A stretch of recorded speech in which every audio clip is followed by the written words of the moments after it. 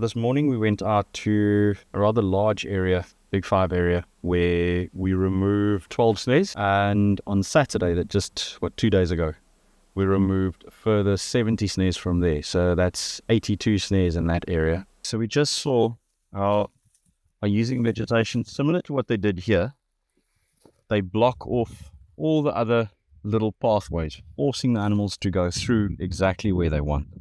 So this one was placed here to keep them in the pathway where the snares sit. So this one was knocked down by an animal. Something was lucky enough to go through here.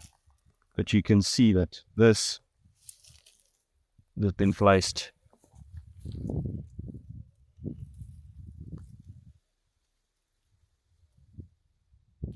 probably like this. They usually use a little branch, just like that, and hook it over the branches on this side.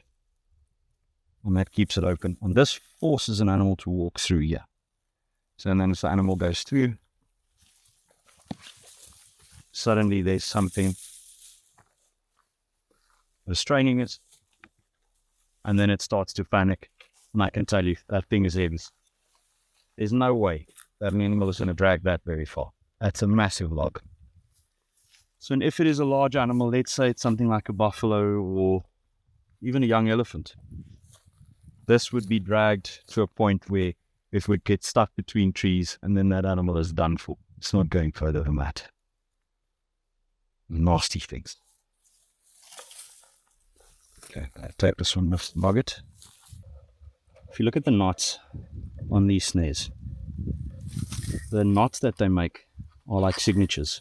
So each one has got their own method, own way of tying the knots. So this one is quite interesting. It's got like 3 loops here. So you can use the knots to work out if it's the same people that's setting over a large area, or how many guys there are that's setting snares in an area. It can help to give you a rough idea of how many you're working with. And these extra knots are basically to make sure when the animal is caught that it doesn't just slip the first knot and then walk off with the snare around it. It's to make sure that it doesn't get away that easily.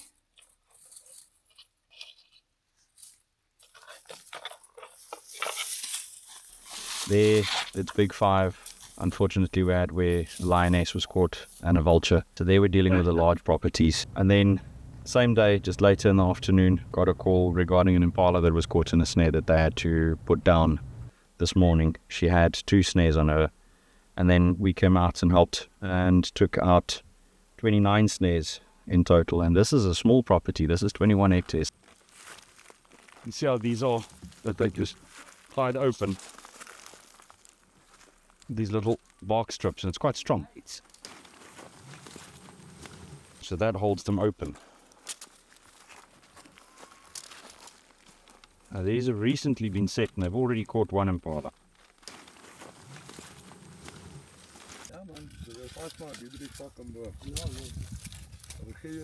So some people, for electric fencing around their properties, they like to use a cable because of the strength of the material. And unfortunately, this is exactly what we're dealing with here. These guys go and they steal fencing material to make snares.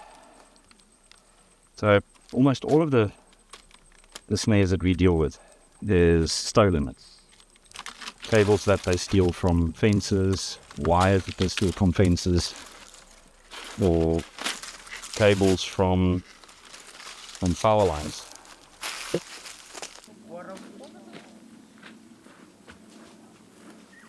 So we help out from large reserves that are 40,000 hectares to small 21 hectare properties. And I mean, these guys don't stand a chance. If they set snares like this in a 21 hectare property, they wipe out within a very short time span. They absolutely wipe out the game numbers on these properties. They, since last year up until now, they reduced the herd of impala on this property from over 15 to I think less than 5 individuals left now. So they hit them very hard. And it's very sporadic.